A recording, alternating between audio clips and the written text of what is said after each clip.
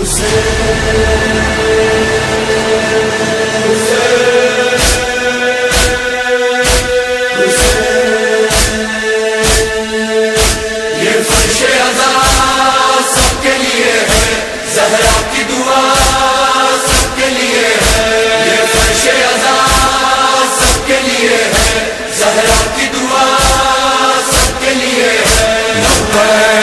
لبیک حسین لبیک حسین لبیک حسین لبیک حسین لبیک حسین لبیک حسین لبیک. بسم اللہ الرحمن الرحیم وبہ نستعین. الحمد للہ رب العالمین والصلاة والسلام علی سید الانبیاء والمرسلین وخاتم النبیین سیدنا و مولانا ابی القاسم محمد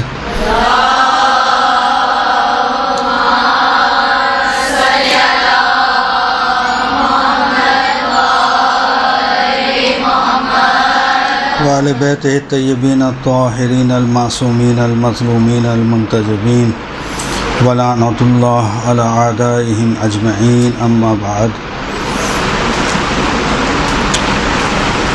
ذاکری کورس کے حوالے سے آپ کی کلاس ہے اور اس کو ہم دو حصوں میں تقسیم کر سکتے ہیں. دو حصوں میں اس طرح سے تقسیم کر سکتے ہیں، آواز پہنچ رہی ہے اب تک؟ دو حصوں میں ہم اس کو اس طرح سے تقسیم کر سکتے ہیں کہ ایک مرتبہ آپ کی خطابت ہے، یعنی تقریر کا انداز، مثلا آپ کی آواز کیسی ہونا چاہیے، آپ کے اعضاء و جوارح آپ کے مطالب کے ساتھ ملنا چاہیے. صحیح ہے؟ میں مثلا بات کروں زمین کی اور اشارہ کروں آسمان کی طرف تو یہ مناسب نہیں ہے. تو دو حصوں میں اس کو ہم تقسیم کر سکتے ہیں. ایک حصہ وہ ہے کہ جو آپ کو انداز بتایا جائے گا کہ انداز گفتگو آپ کا کیا ہونا چاہیے، کس انداز سے آپ کے اعضاء و جوارح کی حرکات، آپ کے جو جملات ہیں ان سے ہم آہنگ ہونا چاہیے. جہاں کی بات کریں وہیں کی طرف اشارہ ہونا چاہیے. ایک چیز. دوسرا حصہ اس کا وہ ہے مطالب، میٹر. کہ آپ کا میٹر کیا ہونا چاہیے، آپ کے مطالب کیا ہونا چاہیے، آپ کے عناوین کیا ہونا چاہیے. مثلا انداز تو آپ نے سیکھ لیا، بہت اچھا انداز آپ نے اختیار کر لیا، آپ کے تمام اعضاء و جوارح آپ کے جملات کے ساتھ حرکت بھی کر رہے ہیں. جہاں آپ کو آواز کو بلند کرنا ہے وہاں آپ بلند کر رہے ہیں، لیکن میٹر آپ کے پاس کچھ بھی نہیں. تو یہ خطیب ناکام خطیب ہوگا. دونوں چیزیں ایک ساتھ ہونا چاہیے.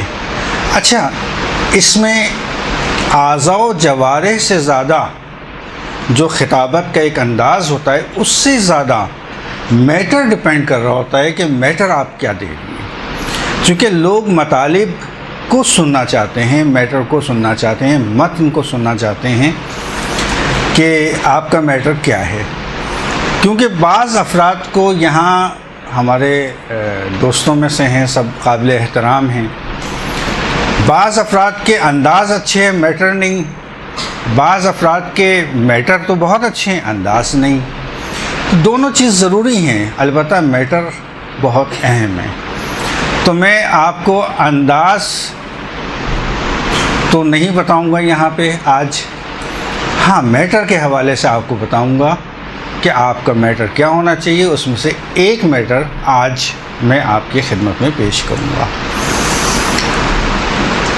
ویسے تو میں جو میٹر اپنے لیے تیار کر کے لایا تھا وہ ذرا تھوڑا سا یعنی ممکن ہے کہ بعض افراد کے لیے سنگین ہوں، لیکن کوشش کریں گے کہ اس کو آسان الفاظ میں آپ کے سامنے بیان کریں. کیونکہ میرے ذہن میں یہ تھا کہ شاید سینئر کلاس ہوگی تو اس لحاظ سے میٹر بھی تھوڑا سا سنگین ہے. سنگین سے مطلب تھوڑا سا آپ کو توجہ دینا ہوگی. لیکن بہرحال اسی میٹر کو ہم اب چونکہ مجھے یہ بتایا گیا کہ بالکل نئی کلاس سے بہت کم سینئر افراد ہیں یہاں پہ، تو اس لحاظ سے اس میٹر کو بھی انشاءاللہ کوشش کریں گے کہ اپنے الفاظ میں ایک اچھے انداز میں آپ کے سامنے بیان کیا جائے. آج کا جو ہمارا موضوع ہے وہ موضوع عزاداری میں شاعر حسینی، یعنی شاعر حسینی کی مشروعیت، اس کے حوالے سے آج ہمارا موضوع ہے. مثلا اب ہیڈنگ سن کے ہی آپ لوگ پریشان ہو جائیں گی کہ شاعر حسینی، شاعر کیا چیز ہے؟ حسین کو تو خیر جانتی ہیں، اور اس کی مشروعیت، یہ مشروعیت کیا چیز ہوتی ہے؟ میٹر یعنی عنوان ہی شاید ہو سکتا ہے بعض افراد کے لیے سخت ہو، لیکن اس کو آسان الفاظ میں اس طرح سے ہم بیان کر سکتے ہیں شاعر حسینی، کہ جیسا کہ شاعر اللہ ہوتے ہیں، شاعر اللہ کی طرح شاعر حسینی ہیں. اور شاعر حسینی کی مشروعیت یعنی اس کے جواز کے بارے میں ہم بات کریں گے. جواز کے حوالے سے جب ہم بات کرتے ہیں تو اس کا سب سے پہلے دیکھیں، خطابت کا بھی سب سے پہلا عنوان آپ کا کیا ہونا چاہیے؟ آیے قرآنی یا حدیث ہونا چاہیے. یہ تو واضح ہے معلوم. اچھا، کتنے افراد ایسے ہیں جو خود پہلے سے ذاکری کرتے ہیں؟ بس، یعنی سب زیادہ تر نئے ہیں، فقط چند افراد ہیں. خیر، نئے افراد کے لیے چلے بیان کر دیتا ہوں کہ معلوم ہے کہ سب سے پہلے خطبے میں آپ کا خطبہ بہترین ہونا چاہیے، اچھا ہونا چاہیے. اچھا، ضروری نہیں کہ طولانی ہو، مختصر ہو. مختصر خطبہ بھی صحیح ہے، لیکن اس میں ایک چیز کا خیال رکھنا ہے آپ کو، اور وہ یہ کہ خطبہ پڑھتے وقت آپ کے مخارج صحیح ہونا چاہیے. ٹھیک ہے؟ مثلا آپ نے خطبہ شروع کیا اور کہا اعوذ باللہ من الشیطان الرجیم. یہ شیطان الرجیم کیا چیز ہے؟ یہ سمجھ میں ہمارے بھی آج تک نہیں آیا. یا بسم اللہ پڑھی تو شروع میں ہی بسم اللہ ہی میں بسم اللہ الرحمن الرحیم، کیا پڑھا نہیں سمجھ میں آیا. نہ ہے کا تلفظ پتہ چل رہا ہے، نہ را کے اوپر جو زبر ہے اس کا پتہ چل رہا ہے. صحیح تلفظ یعنی مخارج یہ آپ کے صحیح ہونا چاہیے. جو بھی شخص آپ کی مجلس میں، یہ آپ یاد رکھیں، ضروری نہیں ہے کہ آپ کی مجلس میں سارے کے سارے افراد بس مجلس میں شرکت کے لیے آئے. جی نہیں، بعض افراد ایسے بھی یقینی طور پہ ہوتے ہیں کہ جن کے مخارج صحیح ہوتے ہیں، جنہوں نے صحیح تلفظ سے قرآن کو ختم کیا ہوا ہوتا ہے. وہ فوراً آپ کی اس غلطی کو نوٹ کر لیں گے، اور جو اگر پہلا امپریشن اگر غلط گیا تو پھر آپ کے جتنے بھی مطالب ہیں وہ سب ضائع ہو جائیں گے، آپ چاہے کتنی محنت کر لیں. کیوں؟ اس لیے کہ اس نے کہا کہ جب اس کی بسم اللہ ہی صحیح نہیں ہے، جب اس کی اعوذ باللہ ہی صحیح نہیں ہے تو آگے کیا بیان کریں گے. بس خطبے میں سب سے اہم چیز جس کا آپ کو خیال رکھنا ہے وہ کیا؟ آپ کے مخارج کا صحیح ہونا ہے، آپ کے تلفظ کا صحیح ہونا ہے، آپ کے خطبے کا صحیح ہونا ہے. بڑا خطبہ اگر کوئی یاد نہیں کر سکتا کوئی بات نہیں، آپ چھوٹا خطبہ لیکن صحیح مخارج کے ساتھ، صحیح تلفظ کے ساتھ، کہ سننے والا یہ کہے کہ ہاں انہوں نے خطبہ صحیح پڑھا. اب جب خطبہ صحیح ہو گیا تو اگر کوئی جاننے والا ہے ان مطالب کو، وہ آخر تک آپ کی مجلس کو توجہ سے سنیں گی. لیکن اگر خطبہ ہی غلط ہو گیا تو آپ کے مطالب چاہے کتنے اچھے ہوں بیکار ہو جائیں گے، لوگ توجہ کے ساتھ نہیں سنیں گے. بہرحال سب سے پہلی چیز جو مجلس میں آپ کو ذاکری کے لحاظ سے خیال رکھنا ہے وہ خطبے کا رکھنا ہے. اور خطبے میں سب سے زیادہ اہم چیز کہ جو آپ کا عنوان سخن ہے، اچھا، دوسری چیز جو آپ ذاکری کے حوالے سے آپ کے لیے اہم ہے وہ اردو کا صحیح استعمال ہے. اردو کا صحیح استعمال ہے، یعنی ادبی اردو کا استعمال. مثلا میں نے الفاظ استعمال کیے کہ تقریر کا عنوان یہ ہونا چاہیے، یہ بھی کہہ سکتا تھا میں، لیکن میں نے کہا عنوان سخن آپ کا، عنوان سخن آپ کا کس کو معیار قرار دینا چاہیے، کس کو عنوان قرار دینا چاہیے؟ عنوان سخن آپ کا یا قرآن آیت ہونا چاہیے اور یا حدیث ہونا چاہیے، اور وہ بھی صحیح تلفظ کے ساتھ. اب چونکہ پہلا ہماری جو بات ہم نے بیان کی وہ یہی کی کہ آپ کو عنوان سخن جو ہے وہ آئے قرآنی ہونا چاہیے، لہٰذا ہمارے موضوع کے لحاظ سے بھی عنوان سخن ہمارا آئے قرآنی ہے، کہ جہاں مشروعیت شاعر حسینی جس سے ہم ثابت آپ کے سامنے کریں گے. قرآن مجید کی سورہ حج میں 32ویں آیت، سورہ حج کی 32ویں آیت، یہ میں میٹر دے رہا ہوں آپ کو مجالس کے لیے. 32ویں آیت، وَمَن يُعَظِّمْ شَعَائِرَ اللَّهِ فَإِنَّهَا مِن تَقْوَى الْقُلُوبِ.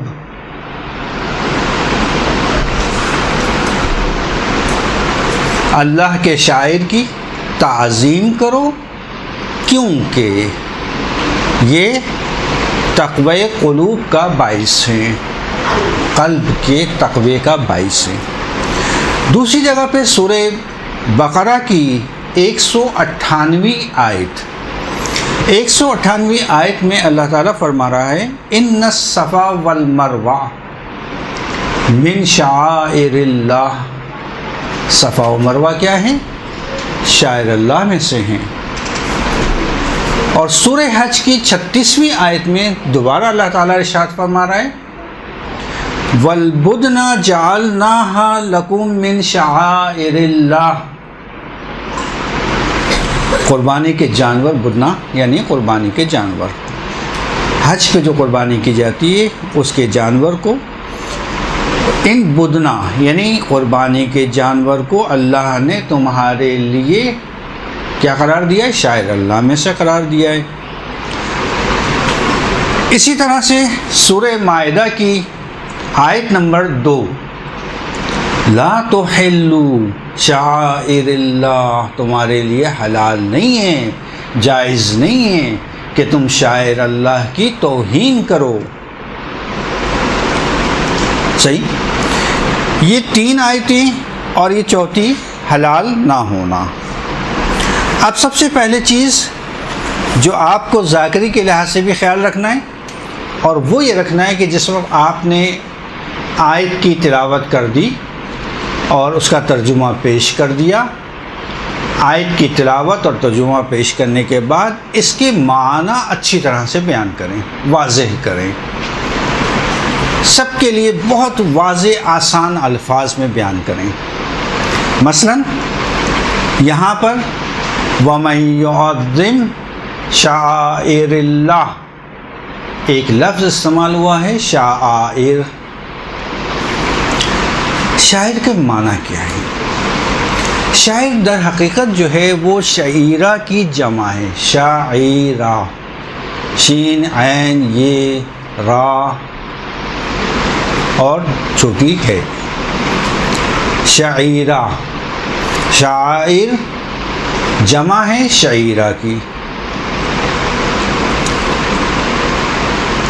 اس کے بعد ہر لفظ کے 2 معنی ہوتے ہیں، ہر لفظ کے 2 معنی ہوتے ہیں. یا وہ معنی لغوی لحاظ سے ہوں گے، لغت کے لحاظ سے ہوں گے، یا وہ معنی اصطلاحی لحاظ سے ہوں گے. ہر آیت قرآنی میں اور ہر حدیث میں، آیت میں اور حدیث میں ایک چیز کا خیال رکھنا ہے، اور وہ یہ کہ جو اہم جملہ ہے کہ جہاں سے آپ کو اپنا عنوان سخن شروع کر مقصد نہائی تک پہنچانا ہے، یعنی نتیجے تک پہنچانا ہے، اہم جملہ، اہم لفظ کو لیجئے. اور اس لفظ کے لغوی معنی بھی حتماً دیکھیے اور اصطلاحی معنی بھی دیکھیے، چونکہ دونوں الفاظ کے اس میں فرق ہوتا ہے۔ مثلا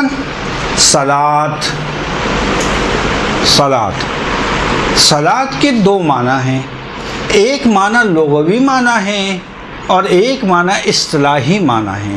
لغوی معنی کیا ہے صلاۃ کے؟ دعا مانگنا، صلاۃ کہتے ہیں دعا کو۔ لیکن اصطلاحی معنی میں صلاۃ کسے کہتے ہیں؟ ہماری جیسے نماز ادا کرتے ہیں ایک خاص ترتیب کے ساتھ، جس میں قیام ہے، رکوع ہے، سجود ہے، ٹھیک ہے؟ تو دو معنی ہو گئے۔ اب دیکھنا یہ ہے کہ یہ شعائر کے اصطلاحی معنی اور لغوی معنی کیا ہیں، تاکہ بات ہماری آگے جا کے واضح ہو جائے۔ لغت کے لحاظ سے شعیرہ کہتے ہیں ایک ایسے لغوی معنی، لغت کے لحاظ سے شعیر کہا جاتا ہے ایک ایسے لباس کو کہ جو جسم کے ساتھ چپکا ہوا ہو، ایک ایسا لباس جو انتہائی چست ہو اور وہ جسم کے ساتھ چپکا ہوا ہو۔ البتہ معلوم ہونا چاہیے آپ کو، اس طرح کے لباس پہننا خواتین کے لیے بھی نامحرم کے سامنے جائز نہیں ہے، ٹھیک ہے؟ اب اس کے معنی یہ ہیں، لغت کے لحاظ سے معنی کیا ہوئے؟ شاعر یعنی ایک ایسا لباس جو انتہائی چست ہو اور وہ لباس کے ساتھ چپکا ہوا ہو، اس طرح سے کہ دونوں کے درمیان میں کسی قسم کا کوئی فاصلہ نہ ہو، کہ یہ لباس کو دیکھیں تو جسم تک پہنچ جائیں، لباس کو دیکھیں تو فوراً آپ کا ذہن جسم تک پہنچ جائے۔ بس جب ہم اس کے اصطلاحی معنی جان لیں گے تو ہمیں لغت کے معنوں میں آسانی ہو جائے گی کہ جو ہم نے لغت میں معنی بیان کیے ہیں۔ اصطلاحی معنی قاموس القرآن، دیکھیں جب بھی آپ تقریر کریں اس میں ابھی تک میں نے کئی باتیں آپ کو بتائی ہیں، ایک بات اور اضافہ کریں، جیسے جیسے بات آگے بڑھے گی نقطہ بتاتا رہوں گا۔ ایک بات وہ کیا کہ جس وقت بھی آپ تقریر کریں معتبر کتابوں کے حوالے بالکل صحیح انداز سے نوٹ کریں۔ صحیح قاموس القرآن، اب قاموس القرآن آپ کو معلوم ہونا چاہیے قاموس القرآن ہے کیا چیز اور قاموس القرآن لکھی کس نے ہے۔ علامہ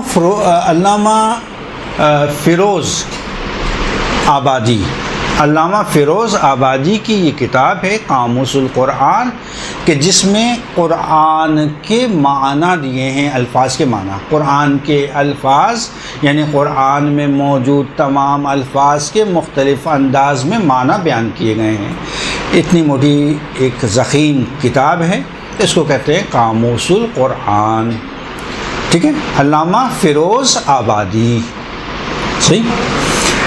علامہ فیروز آبادی قاموس القرآن میں کہتے ہیں شاعر کی جمع ہے جس کے معنی ہیں علامت، علائم، نشانے، علامت، علائم، نشانہ، یہ اس کے معنی ہیں۔ علامہ طبرسی اگر جو ایران گئے ہیں زیارتوں پر تو ایک شارع بھی ان کے نام سے موجود ہے، علامہ طبرسی۔ علامہ طبرسی نے مجموع البیان میں شاعر کے معنی کیے ہیں کہ شاعر یعنی ایسے معلوم مقام کہ جن کا پہلے سے تعین ہو چکا ہے، ان کو کہتے ہیں شاعر۔ اسی طرح سے تفسیر المیزان میں اور مفردات قرآن بھی یعنی قرآن کے الفاظ کے معنی کی ایک مشہور ترین کتاب ہے، اور جو کہ کسی قسم کے اختلافات سے بری الذمہ ہے، کسی مسلک کے لحاظ سے بھی، کیونکہ الفاظ کے قرآن کے اس میں معنی ہے سب کے نزدیک متفق ہے۔ اس میں جو شاعر کے معنی بیان کیے ہیں، ہر وہ چیز کہ جو نشاندار ہو، جیسے وقوف کی جگہ، جیسے سعی کی جگہ، جیسے قربانی کا جانور۔ لیکن اس طرح سے کہ جس سے ہم عظمت پروردگار کو درک کر سکیں. اس کو کہتے ہیں شعائر. یعنی جیسے ہی ہم کسی چیز کو دیکھیں، جو ابھی تک معنی کیے ہم نے اس کے لحاظ سے، کہ جیسے ہی ہم کسی چیز کو دیکھیں تو ہم پروردگار کی طرف ہمارا ذہن، یعنی تبادر ذہنی ہمارا پروردگار کی طرف چلا جائے. اس کو کہتے ہیں شعائر. مثلا خانہ کعبہ کو دیکھ کر آپ کے ذہن میں کیا تصویر آتی ہے؟ کون یاد آتا ہے آپ کو؟ اللہ تعالیٰ. خانہ کعبہ کو اگر کوئی دیکھے، مسجد الحرام کو بھی دیکھے، کیا ذہن جاتا ہے؟ اللہ تعالیٰ کے ساتھ. بس ہر وہ چیز جو نشاندار ہو. حتیٰ جو میں نے سورہ بقرہ کی 198 آیت کی تلاوت کی، اس میں بدنا کو بھی شاعر اللہ قرار دیا ہے. بدنا کیا چیز ہے؟ بدنا اس آیت قرآنی میں جو ابھی میں نے تلاوت کی تھی سورہ بقرہ کی 158ویں آیت، بدنا کہتے ہیں حج کی اقسام ہیں. حج تمتع ہے، حج مفردہ ہے، حج قران ہے. ٹھیک ہے، معلوم ہے آپ لوگوں کو حج کی اقسام. عموماً جو ہم لوگ جاتے ہیں وہ کون سا حج کرتے ہیں؟ حج تمتع. ٹھیک ہے. اور اسی طرح سے جو مکے کے رہائشی ہیں وہ حج کون سا انجام دیتے ہیں؟ حج قران. صحیح. اب یہ حج کے لیے جب جاتے ہیں تو ان کے لیے آپ لوگ جب یہاں سے جاتے ہیں تو آپ لوگوں کے لیے ضروری نہیں ہے کہ آپ قربانی کا جانور اپنے ساتھ لے کے جائیے. لیکن مکے کے رہائشی لوگ جب حج کے لیے جاتے ہیں تو ان کے لیے ضروری ہے کہ وہ اپنا قربانی کا جانور اپنے ساتھ لے کے جائیں. اور جب وہ ساتھ لے کے جاتے ہیں تو اس کے اوپر کوئی نشانی لگاتے ہیں کہ یہ میرا حج کی قربانی کا جانور ہے. مثلا یا کوہان پر ایک علامت لگاتے ہیں، یا حتیٰ اپنے جوتے اس کی گردن میں آویزاں کرتے ہیں. تو یہ ایک علامت ہوتی ہے کہ یہ قربانی کا جانور ہے. تو پروردگار نے کیا کہ یہ بدنا جو ہے ان کو بھی ہم نے، قربانی کے جانور کو بھی ہم نے کیا قرار دیا؟ شاعر اللہ میں سے قرار دیا. اور شاعر اللہ کی بے احترامی کا منع کیا سورہ حج کی 36ویں آیت میں، ابھی تو میں نے تلاوت کی. بس اس جانور کو بھی آپ کو احترام کرنا ہے کیونکہ حکم پروردگار ہے. اسی طرح سے تفسیر روح المعانی علامہ آلوسی، یہ اہل سنت کی مشہور ترین یعنی تفسیر کی کتاب ہے. تفسیر روح المعانی. صحیح. دیکھیں ممکن ہے آپ لوگوں کے لیے ابھی شروع میں سخت ہو رہا ہے، ابھی صحیح ہو جائے گا. تفسیر روح المعانی. تفسیر روح المعانی کے مؤلف کون ہیں؟ علامہ آلوسی. اور یہ معتبر ترین ہیں علامہ آلوسی اہل سنت کے نزدیک. انہوں نے کیا بیان کیا ہے؟ کہتے ہیں کہ اس آیے کریمہ میں جو استعمال کی ہم نے پہلے آپ کے سامنے قرات کی، ان میں ایک لفظ آیا ہے من. من یعنی وَمَن يُعَظِّمْ شَعَائِرِ اللَّهِ، کیا ہے وہ شاعر اللہ؟ تقوی القلوب. کیا؟ من تقوی القلوب. فَإِنَّهَا مِن تقوی القلوب. فَإِنَّهَا مِن تقوی القلوب. من کن معنوں میں استعمال ہوا ہے؟ یہ بہت اہم چیز ہے. صحیح. یعنی پروردگار یہ کہہ رہا ہے کہ یہ جو جتنے بھی شاعر اللہ ہیں یہ سب کیا ہیں؟ یہ جتنے بھی علامات دی ہوئی چیزیں ہیں، خانہ کعبہ ہے، حج ہے، سعی کا مقام ہے، صفا و مروہ ہے، یہ سب کیا ہیں؟ شاعر اللہ میں سے ہیں. من یعنی میں سے ہیں. میں کہوں سارے یہاں پہ بیٹھے ہوئے مومنین ہیں، ان میں سے فلاں فلاں فلاں بھی موجود ہیں کہ جن کا آپ کو احترام کرنا ہے. یعنی اس کا مطلب یہ ہوا کہ ان کا تو احترام کرنا ہی ہے، جو باقی مومنین بیٹھے ہوئے ہیں ان کا بھی آپ کو احترام کرنا ہے کیونکہ یہ انہی کا حصہ ہیں.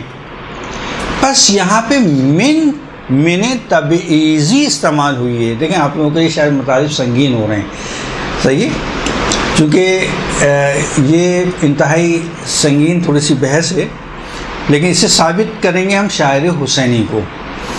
واضح کیا میں نے من کا معنی. من کیا ہے؟ من کا مطلب یہ ہے کہ میں یہ کہوں کہ یہ گروہ جو بیٹھا ہوا ہے یہ مومنین کا گروہ ہے, اس میں سے فلاں فلاں فلاں کی تو لازمی تم عزت کرنا, احترام کرنا, صحیح. تو کیا مطلب کہ باقی جو بیٹھے ہیں ان کی عزت احترام نہیں کرنا؟ جب میں یہ کہہ رہا ہوں ان میں سے یہ, تو اس کا مطلب یہ کہ وہ باقی بھی ان میں شامل ہیں. ذکر میں نے ان کا کیا ہے, لیکن اس کا مطلب یہ کہ باقی کا بھی تمہیں احترام کرنا ہے. بس اس کا مطلب یہ ہوا کہ شاعر اللہ جو بیان کیے گئے ہیں آیات قرآنی میں, ان کے علاوہ بھی موجود ہیں. اگر موجود نہیں ہوتے تو من کا استعمال یہاں پہ نہیں کیا جاتا. من کا استعمال یہ بتا رہے ہیں ہم کو کہ ان کا جن کا ذکر کر دیا ہے, صفا و مروہ کا ذکر کر دیا, خانہ کعبہ کا ذکر کر دیا, اور قربانی کے جانور کا ذکر کر دیا کہ یہ میرے شاعر اللہ ہیں, یہ میرے شاعر اللہ میں سے ہیں, ان کا احترام کرو. پر اس کا مطلب یہ ہے کہ سے یہ بتا رہا ہے, میں سے بھی یہ بتا رہا ہے کہ اس کے علاوہ بھی کچھ ہیں. مثلا قرآن میں کہا نماز پڑھو, مگر قرآن میں کہاں بتایا کیسے نماز پڑھو, کتنے رکوع کرنا ہے, کتنے سجود کرنا ہے, کتنی آیت پڑھنا ہے, کتنی قرات کرنا ہے, کیسے رکوع کرنا ہے, کیسے سجدہ کرنا ہے, کسی نے بتایا؟ نہیں بتایا. جب نہیں بتایا تو اس کا مطلب یہ ہے کہ اس کو چھوڑ دیا نبی کے اوپر کہ نماز پڑھنا ہے کیسے, جیسے نبی میرا بتائے. ٹھیک ہے. بس یہاں پر بھی من استعمال کر کے اللہ تعالیٰ نے کہا یہ چیزیں جو شاعر اللہ میں سے ہیں یہ تو میں نے تم کو بتا دی, اب باقی چیزیں تم میرے ہدایت دینے والوں سے معلوم کر لینا. اب وہ ہدایت والوں نے کیا بتایا وہ آگے جا کے آئے گا. اسی طرح سے میں بہت سارے مطالب جو ہیں وہ چھوڑ دیتا ہوں آپ لوگوں کے لیے.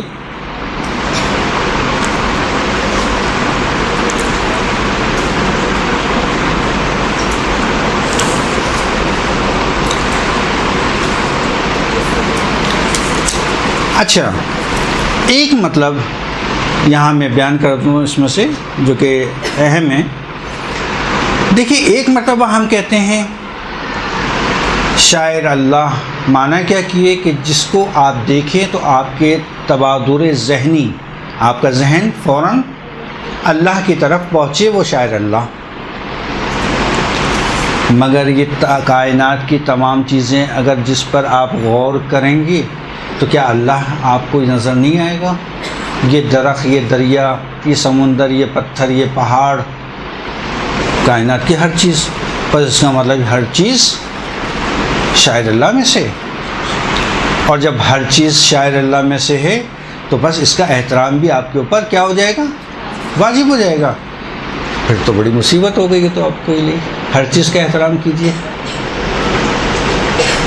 ہر چیز کا آپ کو احترام کرنا ہوگا اگر ایسا ہو. کہ نہیں ایسا نہیں ہے,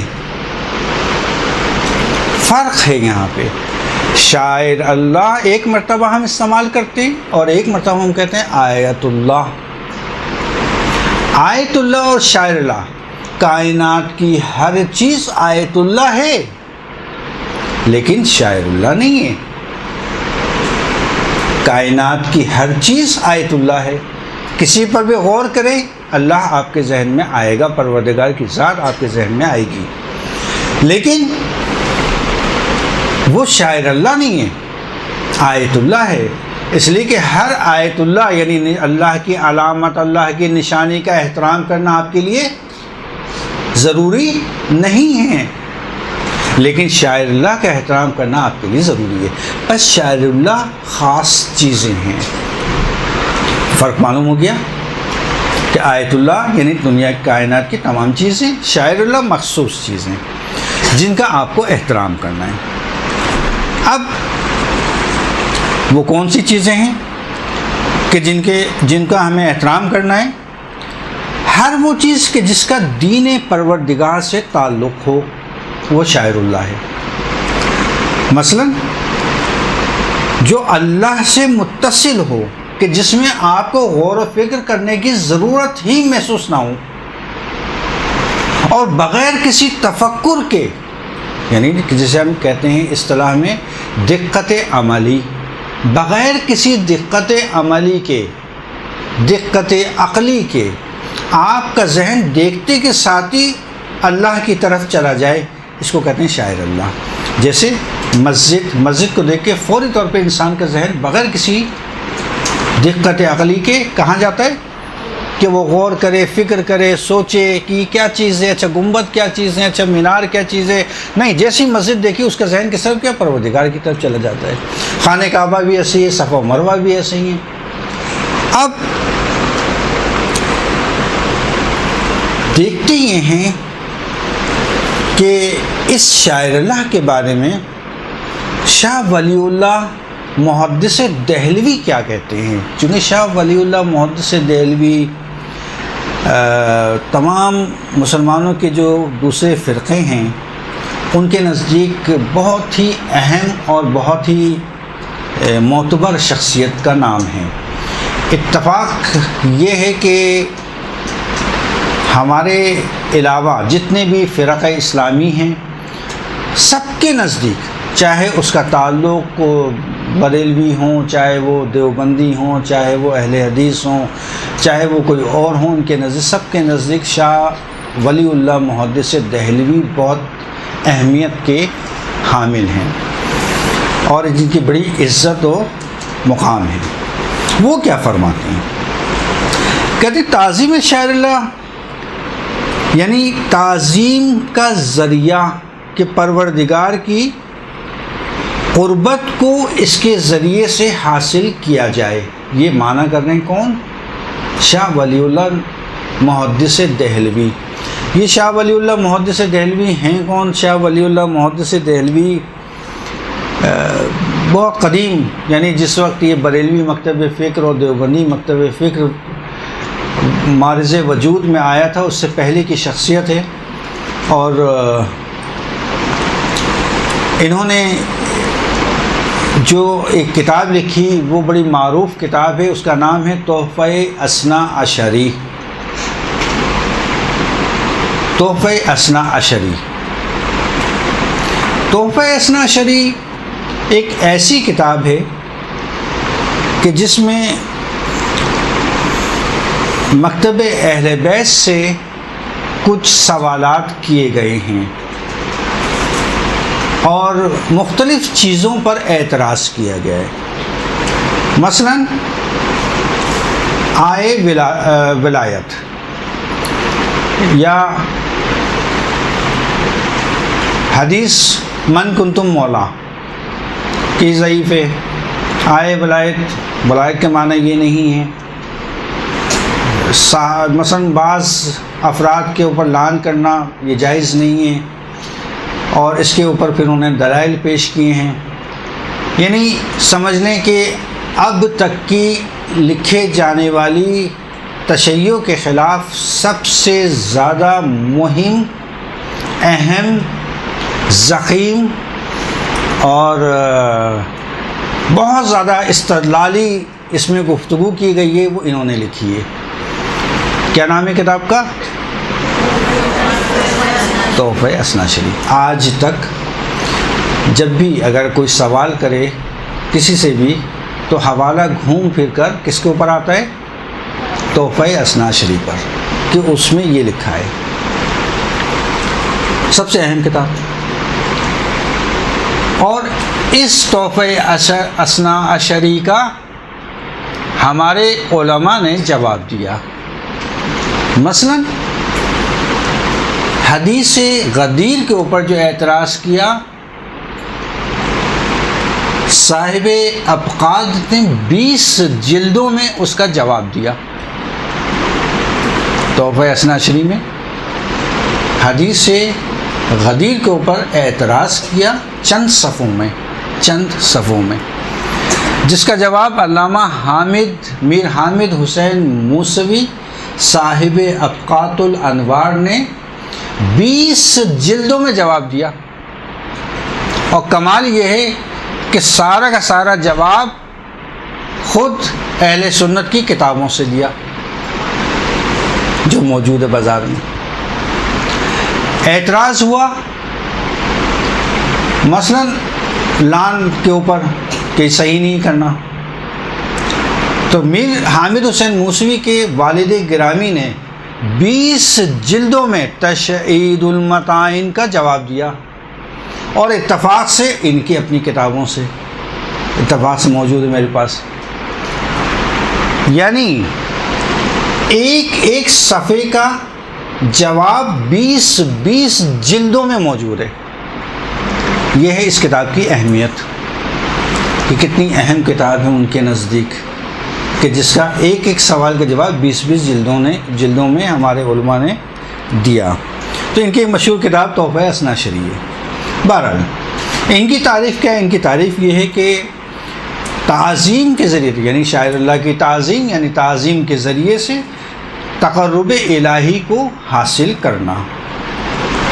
شاعر کے لیے ضروری، ان کے مطابق شاعر کے لیے ضروری ہے کہ ظاہری اور حسی محسوس ہونا چاہیے، معنوی نہیں ہونا چاہیے، سامنے ہونا چاہیے۔ جیسے صفا و مروہ کا پہاڑ آپ کے سامنے ہیں، جیسے خانہ کعبہ آپ کے سامنے ہیں، قربانی کا جانور آپ کے سامنے ہے، آپ اس کو لمس کر سکتی ہیں۔ پس حس ظاہری اس کے لیے ضروری ہے۔ ابھی انہی کی دلیلوں سے ہم شاعر حسینی ثابت کریں گے۔ کس سے؟ شاہ نعمت اللہ ولی کی باتوں سے، کیوں انہوں نے خود کہا ہے یہ باتیں۔ اور آگے فرماتے ہیں ان سے کوتاہی کرنا، ان کی بے احترامی کرنا بالکل اس طرح سے ہے کہ اللہ کی توہین کرنا۔ ان کی توہین کرنا بالکل اس طرح سے ہے کہ جیسے کسی نے اللہ کی توہین کی ہو۔ اور آگے جا کے فرماتے ہیں کہ 4 کم از کم تو میں بتا سکتا ہوں کہ یہ تو 80% جو ذکر ہوئے ہیں قرآن میں، ان کے علاوہ یہ بھی شاعر اللہ میں سے تو ہیں۔ بس اس کا مطلب یہ ہوا کہ جو ہم من کی تعریف اتنی دیر سے کر رہے تھے، ہمارے لحاظ سے بھی اور ان کے لحاظ سے بھی بالکل صحیح ہے۔ کہہ رہے ہیں کہ قرآن میں جو ذکر ہوا ہے، صفا و مروہ کا ذکر ہوا شاعر اللہ میں سے، بدنا کا ذکر ہوا قربانی کا جانور شاعر اللہ میں سے کا، اس کے علاوہ تو 4 میں بتا سکتا ہوں کہ یہ تو حتماً شاعر اللہ میں سے ہیں کہ جن کی توہین نہیں کی جا سکتی۔ کون سے؟ قرآن مجید کہ جو شاعر اللہ میں سے ہیں، جس کی توہین ہرگز نہیں کی جا سکتی۔ اس کی توہین یعنی اللہ کی توہین، شاہ ولی اللہ کے الفاظ میں دہرا رہا ہوں، صحیح۔ کعبۃ اللہ، خانہ کعبہ شاعر اللہ میں سے، اس کی توہین ایسے اللہ کی توہین، پر اس کا احترام کرنا ہے آپ کو۔ اسی طرح سے نبی اکرم کی ذات گرامی، ان کی توہین نہیں کر سکتے، ان کا احترام کرنا ہے۔ اور اگر کسی نے ان کی توہین کی، ان کی بے احترامی کی، تو بالکل ایسا ہے جیسے اللہ کی توہین کی، اللہ کی بے احترامی کی۔ اور اسی طرح سے 4تھی چیز نماز کی کوئی توہین نہیں کر سکتا بلکہ احترام کرنا ہے۔ یہ 4 چیزیں وہ ہیں جن کو محدث دہلوی نے بیان کیا ہے کہ ان چیزوں کے علاوہ کہ جو اللہ نے قرآن میں بیان کر دی، ان کے علاوہ یہ 4 چیزیں تو 100% میں بتا سکتا ہوں کہ یہ شاعر اللہ میں سے ہیں۔ چلے ہم زیادہ بتا دیں گے آپ کو، انہوں نے 4 بتائی ہیں۔ اچھا، اب آ جائیں ان کی باتوں کے اوپر۔ قرآن احترام کیسے کریں؟ قرآن کا احترام کریں، قبول کریں، سننا چاہیے، تلاوت کے موقع پہ خاموش ہونا چاہیے، محدث دہلوی فرما رہے ہیں۔ ٹھیک ہے، قرآن کا احترام کرنا چاہیے۔ اگر آپ کے بقول قرآن کا احترام کرنا چاہیے تو جس کے بارے میں رسالت ماں، ابھی آپ نے کہا رسالت ماں کی عزت کرنا ہے، احترام کرنا ہے، یعنی ان کی بات پہ عمل کرنا ہے، ان کے قول کو سننا ہے، اور جس کے بارے میں رسالت ماں یہ فرما دیں کہ کہ علی ما القرآن والقرآن ما علی، تو پھر اس کے احترام کے بارے میں آپ کا کیا خیال ہے؟ آیا وہ شاعر اللہ میں سے قرار پائے گا یا نہیں پائے گا؟ آپ کہہ رہے ہیں قرآن شاعر اللہ میں سے، یعنی آپ یہ قبول کر رہے ہیں کہ قرآن میں جو چیزیں بتا دی ہیں شاعر اللہ، اس کے علاوہ 4 چیزیں تو مزید میں بتا سکتا ہوں تم کو کہ یہ شاعر اللہ میں سے ہیں، جس میں پہلی چیز قرآن ہے، اور جو ناطق ہے قرآن ہے، اس کے بارے میں آپ کا کیا خیال ہے؟ کیا پھر علی اور حسن و حسین و ائمہ ہدی شاعر اللہ میں سے قرار نہیں پائیں گے؟ جو عین قرآن ہیں، کہ جس میں قرآن صامت اور قرآن ناطق، جس کے بارے میں رسالت مآب نے کہا۔ آگے چلتے ہیں،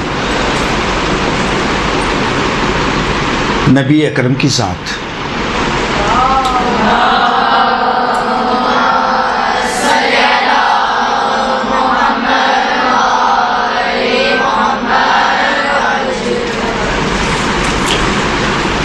نبی اکرم کی ذات، اگر نبی اکرم کی ذات شاعر اللہ میں سے ہے تو جو نفس رسول ہوگا وہ آیا شاعر اللہ میں سے نہیں قرار پائے گا؟ جو نفس رسول ہے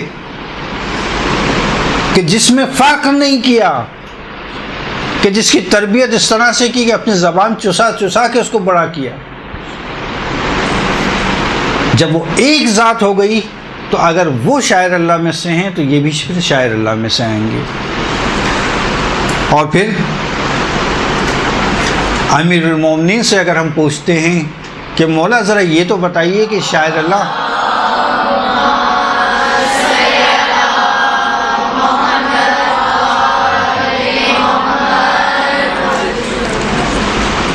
مولا یہ تو بتائیے کہ شاعر اللہ ہیں کیا چیز؟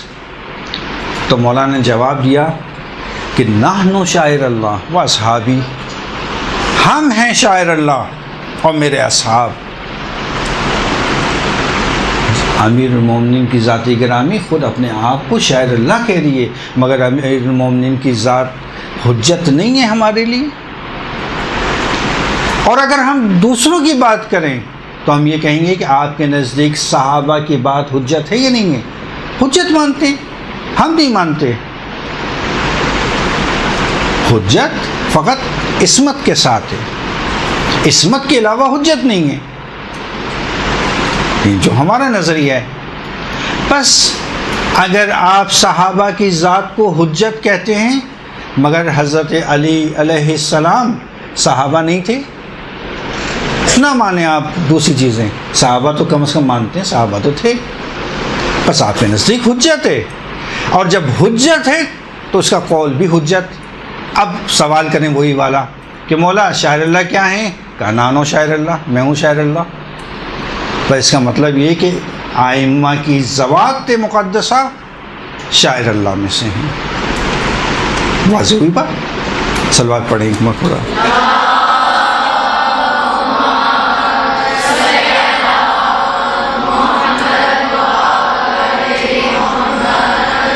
مگر حدیث ثقلین موجود نہیں ہے، کتاب اللہ و اطرتی، دو چیزیں ہیں، قرآن کے ساتھ کتاب اللہ کے ساتھ کیا ہے؟ اطرت ہے، اہل بیت ہیں، اہل بیت رسول ہیں۔ بس اگر قرآن اور رسول کی ذات شاعر اللہ میں سے ہے تو 100% یہ بھی شاعر اللہ میں سے ہیں۔ مگر حسین منی و انا من الحسین، رسالت میں آپ کا قول نہیں ہے کہ جس نے اس سے یہ مجھ سے ہے، میں اس سے ہوں، اور جس نے اس سے محبت کی اس نے اللہ سے محبت کی، جس نے اس سے دشمنی کی اس نے اللہ سے دشمنی کی۔ کتنی روایات صحیح ستہ میں موجود اسی کے حوالے سے۔ بس حسین کی ذات کہاں ختم ہو رہی ہے؟ اللہ کی ذات کے اوپر، اللہ کی ذات پر ختم ہو رہی ہے۔ جب اللہ کی ذات پر حسین کی ذات ختم ہو رہی ہے تو پھر یہ بھی کس میں سے شمار ہوئے؟ شاعر اللہ میں سے شمار ہوئے۔ بس ائمہ ہدی میں اور ان سے مربوط ہر چیز شاعر اللہ میں سے ہے، اور ان کی احترام کرنا ہمارے لیے واجب ہوگا۔ اسی طرح سے چھٹے امام جعفر صادق علیہ السلام سے سوال کیا،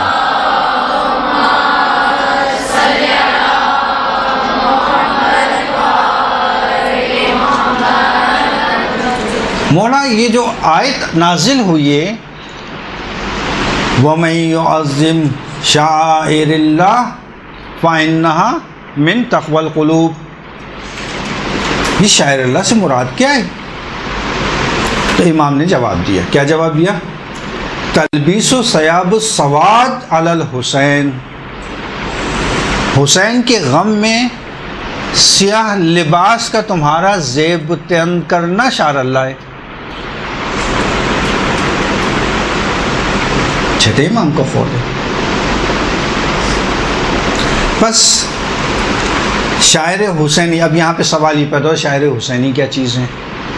شاعر اللہ اور شاعر حسینی میں اب کوئی فرق نہیں رہا، احترام کرنا ہے شاعر اللہ کا، بس یہ ائمہ ہدی شاعر اللہ میں سے ہیں، ان کا بھی احترام کرنا ہے، اور ان سے منسلک تمام چیزوں کا احترام کرنا شاعر اللہ کا احترام کرنا ہے۔ اب یہ چیزیں ہیں کیا؟ سوال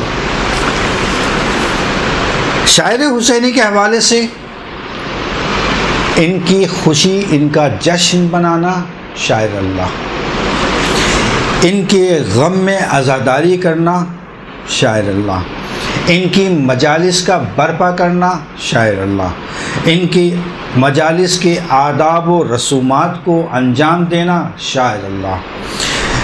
اب ان شاعر حسینی کو ہم دو حصوں میں تقسیم کر سکتے ہیں۔ کون سے؟ ایک حصہ کہ جسے ہم منصوصہ کہتے ہیں، اور ایک حصہ کہ جسے ہم غیر منصوصہ کہتے ہیں۔ صحیح؟ شاعر منصوصہ وہ چیزیں ہیں کہ جن کے بارے میں روایات اور احادیث ہمارے پاس آئی ہیں۔ مثلا پچھلے مختلف دروس میں اگر کسی نے نہیں سنے ہیں، اہمیت عزاداری کے حوالے سے جو دروس ہیں نیٹ پر بھی موجود ہیں، ان کو سنیے۔ ان میں بہت ساری احادیث ہم نے پڑھ کے سنائی تھیں عزاداری کے حوالے سے، اور ان میں ایڈریسز بھی دیے تھے۔ وہ تمام احادیث میں جو جن جن چیزوں کا ذکر ہوا ہے وہ سارے کے سارے شاعر اللہ میں سے ہیں اور شاعر حسینی میں سے ہیں۔ ان کو آپ وہاں سے لیجئے گا، ان کو دہرانے کا یہاں پر فائدہ نہیں ہے۔ شاعر غیر منصوصہ یعنی ایسے شاعر کہ جن کا احادیث میں ہمیں ذکر نہیں ملتا، لیکن بعض چیزیں عرف اور معاشرے کے لحاظ سے شاعر حسینی قرار پائی ہیں۔ مثلا جیسے علم کا نکالنا، تابوت کا اٹھانا، تعزیہ نکالنا، یا اس طرح کی دوسری چیزیں، یہ ساری کی ساری چیزیں کہ جن کو دیکھ کر انسان کے ذہنی تبادر کیا ہو، حسین کی ذات کربلا کا واقعہ ہو، وہ شاعر حسینی ہیں۔ اور شاعر حسینی کا احترام کرنا بالکل اس طرح سے ضروری ہے کہ جس طرح سے اللہ نے دوسرے شاعر اللہ کا احترام آپ کے لیے قرار دیا ہے۔ اب مسئلہ یہ ہے کہ یہ چیزیں کہاں سے ہمیں ثابت؟ اچھا، اس سے پہلے کہ ہم اس کو ثابت کریں، ایک چیز اور یہاں پہ بیان کرتا چلوں آپ کے لیے، اور وہ یہ ہے کہ یہ چیزیں آئیں کہاں سے۔ مثلا ہم دیکھتے ہیں کہ شاعر اللہ کا کردار، شاعر اللہ کرتے کیا ہے، شاعر حسینی کا کردار کیا ہے، اس کا مقصد کیا ہے۔ مثلا پہلا مقصد اپنے دین کی معرفی کرانا، تعارف کرانا، ایک ہی پہلا مقصد ہے۔ شاعر حسینی آپ کے تشخص کو بیان کرتا ہے۔ مثلا بنی اسرائیل فرعون کے مقابلے میں تابوت لے کے جاتے تھے کہ جنہیں تابوت سکینہ کے نام سے جانا جاتا ہے۔ تابوت سکینہ ایک صندوق تھا، ایک تابوت تھا کہ جس کے اندر تبرکات حضرت موسیٰ موجود تھے. ان تبرکات کو وہ اپنے ساتھ رکھا کرتے تھے اور ان کو وہ ہر جگہ لے کے جایا کرتے تھے. بس اس کو کہا جاتا ہے تابوت سکینہ. جتنی بھی وہ عبادات بنی اسرائیل والے انجام دیا کرتے تھے اسی تابوت سکینہ کے سامنے بیٹھ کر اس کا احترام کرتے ہوئے اس کے سامنے انجام دیتے تھے. جبکہ مختلف انبیاء بھی گزرے. بس اس کا مطلب یہ ہوا اس تابوت کا رکھنا، اس کے سامنے وہ جو عبادت انجام دیا کرتے تھے ظاہراً ان کے لحاظ سے کوئی اشکال، کوئی اعتراض کی بات نہیں تھی. یہ پہلی مثال. یا اسی طرح سے جنگ احد کے اندر کفار اپنے بتوں کو لے کر آئے تھے. دیکھیں، شاعر باطل بھی ہو سکتے ہیں اور شاعر حق بھی ہو سکتے ہیں. صحیح، باطل بھی ہو سکتے ہیں، حق بھی ہو سکتے ہیں. جنگ احد کے اندر بت لے کر آئے. سب سے بڑے بت کا نام حبل تھا. حبل کفار مکہ اور مشرکین مکہ کا سب سے بڑے بت کا نام حبل تھا. اور جب حبل لے کر آئے تو نعرہ کیا لگاتے تھے؟ آلاؤ الحبل آلاؤ حبلو آلاؤ حبلو. اب مسلمان ان کے نعروں کو سن رہے ہیں. دوسرا ان کا بت، اس کا نام تھا عزا. اب انہوں نے نعرہ کیا لگایا عزا کے لیے؟ شاعر. عزا کا نعرہ کیا لگا؟ لنا عزا ولکم عز ولا عزا لکم. لنا عزا ولا عزا لکم. ہمارے لیے عزا موجود ہے، تمہارا عزا ہی نہیں ہے. اب مسلمانوں نے کہا یا رسول اللہ، یہ اتنے شدید نعرے لگا رہے ہیں اپنے اپنے بتوں کے حوالے سے، ہمیں بھی کوئی نعرہ لگانا چاہیے. تو بھی مسلمانوں نے کون سا نعرہ لگایا؟ کہا نعرہ لگاؤ اللہ اکبر اللہ اکبر. وہاں سے یہ نعرہ مسلمانوں میں اللہ اکبر کا نعرہ آیا. اسی طرح سے مسلمانوں نے دوسرا عزا کا جواب اس طرح سے کہ جب انہوں نے یہ کہا کہ لنا عزا ولا مولا لکم، لنا عزا ولا مولا لکم، ہمارے پاس عزا ہے تمہارے پاس کوئی مولا نہیں ہے. تو مسلمانوں نے اس کا جواب کیا دیا؟ اس شعار سے دیا کہ اللہ مولانا ولا مولا لکم. اللہ مولانا ولا مولا لکم. ہمارا مولا کون ہے؟ اللہ ہے، تمہارے پاس کوئی مولا نہیں ہے. بس یہ شاعر ہوا کرتے تھے جو اپنے مذہب کو بیان کیا کرتے تھے. تشخص کو بیان کرنا ایک ہدف ہے شاعر کا.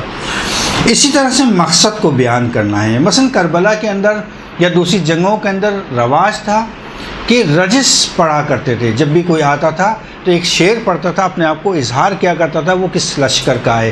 جب وہ یزیدی لشکر کا ہوتا تھا تو یزید کی طرف سے اشعار پڑھتا تھا، اور جب وہ حسینی لشکر کا ہوتا تھا تو امام حسین کے حوالے سے وہ اشعار کو بیان کرتا تھا.